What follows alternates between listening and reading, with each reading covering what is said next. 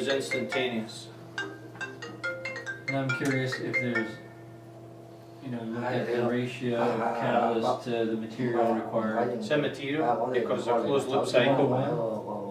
You could call it 1-to-1 for now, but what happens in reality, and you'll see in the PowerPoints, the more contact you get of the catalyst, the bigger surface area of the rock, the faster the reaction.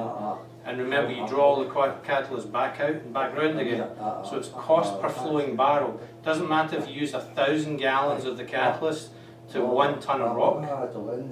If you use it 200 times, it's the cost per flowing barrel. It's the consumption or the evaporation, and we'll cover that. Okay. So next one, what we're going to do is demonstrate. I'm going to turn this down slightly. We're now going to preload Suncor's oil sands into a device that allows us to showcase. This is just a bit of fancy glassware.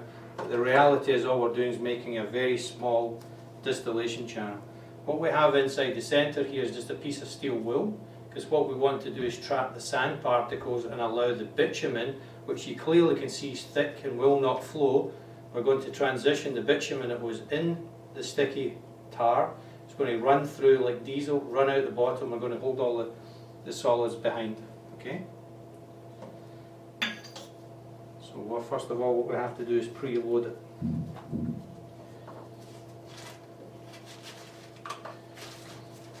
And then we're going to recover the sand particles as well. So we know what we're starting with, and we're going to segregate each of these particles. So that's the same material as here? Nope, that's Peru. This is Alberta now. Okay. Okay, so this is Suncor feedstock. This is bitumen with sand particles, water and clay.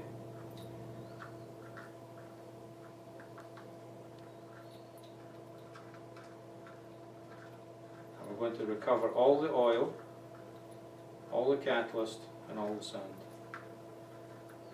And we're going to show you all this in video as well, but I wanted you to see it firsthand. Thank you. So you can Doesn't see. quite like it, is it? Seeing is believing. Okay? And all that happens in Fort McMurray on a daily basis is, as opposed to 20 grams, they do 2 million tons a day. How do you eat an elephant? One bite at a time. The process that they actually use is more complicated than what we're doing here. Okay, so now what we've done is we've preloaded a chamber that's got Suncor oil sands in it. There's no catalyst yet. I'm now going to connect the tube to make a gas seal so we can catch back on distillating. Once you catch the first bit, the rest is easy. Almost had it. Vincent, can I get to hold that a second? Just take the weight of the glass and bring it closer to me so I can get this caught. Okay, so what we're doing is basically making a vapor seal. Okay, when we put this on here, we want to make sure that the distillation chamber is higher so that the gas has to come up the way. Okay. I see. Okay. So I'm going to create a vapor lock just initially for a second. Okay. So I'll have the gap changed. I want the camera, I want you to come close. I do not want you to watch here. I want you to watch here. This time I want you with the stopwatch again to count how many seconds from the moment you start the stopwatch to the moment I start pouring. You just tell me when to start. Okay? I'll count down 3, 2, 1, and as soon as you see liquid coming out of there, you're going to hit stop. Okay? Everybody ready? Real world test. Stripping bitumen from Suncor oil sands. 3, 2, 1. Stop. Stop. Okay?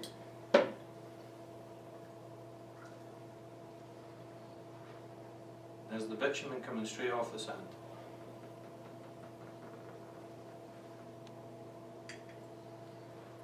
And now what we're going to do is use this to catch it under distillation. So what we're doing just now, That was under 2 seconds. on average it's 3 seconds. So again, I'll show you with the glassware. You saw that we put in the contaminated liquid catalyst from the first test. We now have clean glassware. And now what we're going to do is recover through the distillation. So as this heats up, you can actually see, I need you to come around with the camera and look closely on the side here. You'll actually see specks that look like bubbles. And you'll only see it from the other side because it's on this side. And what this is this is the ambient temperature difference between the temperature of the liquid catalyst on the hot plate, flashing, I see. and this is the distillation process starting. So come with your camera and come round here. Watch for the cord. Watch the cord so you don't knock all the glass off. Move your chair back a minute, Yes, I Vincent. see. Come round it. It'll get more violent in a minute. And you're looking closely here. As we turn this up, Yes. as we turn this up, that's why I turned it down. I wanted you to see it was sitting static. There was no activity. This is going to start to bubble really quickly And now. then it'll get really aggravated there. And then you're going to watch here and you'll see the distillation. And anything you see bubble, just watch the cable. Yeah. Anything you see bubble is not that the catalyst is super hot, because I'm holding this with my hand. I want you to put your hand on this just now to verify that's just cool. It's very. Okay? As this is bubbling now, this is the distillation process happening. It's not reflective of the temperature then, it's reflective of the, So feel that. Don't keep your hand on there too long, or you'll burn your finger on the hot plate, but hold that. You can hold that as long as you want. Okay? We adjust the vapor point, and this is why we're totally different to industry. And you'll start to see now, I'll bring the video camera around here, because it happens on this side, not the side you're on. Okay, Okay? And put close attention okay, on this side, all the way around. to the condensation. okay. It will get more violent in a minute. Oh, something moving downwards. So what we're doing is we've stripped off some of the bitumen so far. Now it's bonded in with the catalyst. It's a very stable compound. It could stay there forever, will not break out till we raise the temperature, break the vapor point. The gas of the catalyst is coming up. You can now see it much more effectively. It's now condensing on the cold glass side. So I'm sorry, you're saying you're keeping it just below the vapor point? Oh, I'm We've just kidding. broke the vapor point, exceeded the vapor point. Uh-huh. The condensation. And then it condenses here, and then if you keep your camera there, there's not much of it yet, but it will come out shortly. I see, yeah, sure. Okay. And it's clean.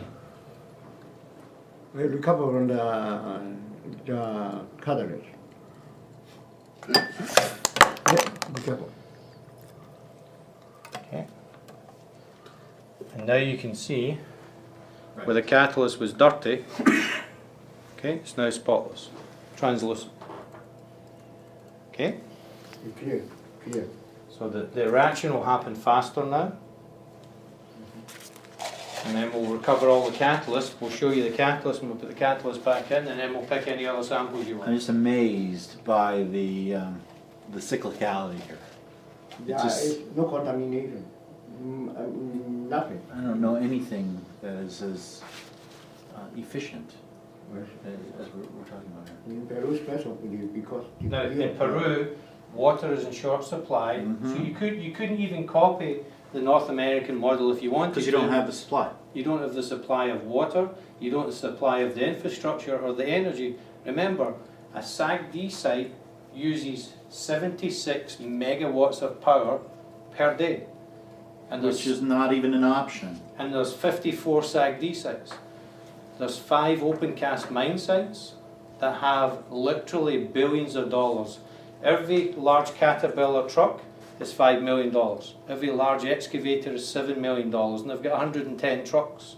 They're moving 2 million metric tons per day in a huge open cast pit with a huge carbon footprint.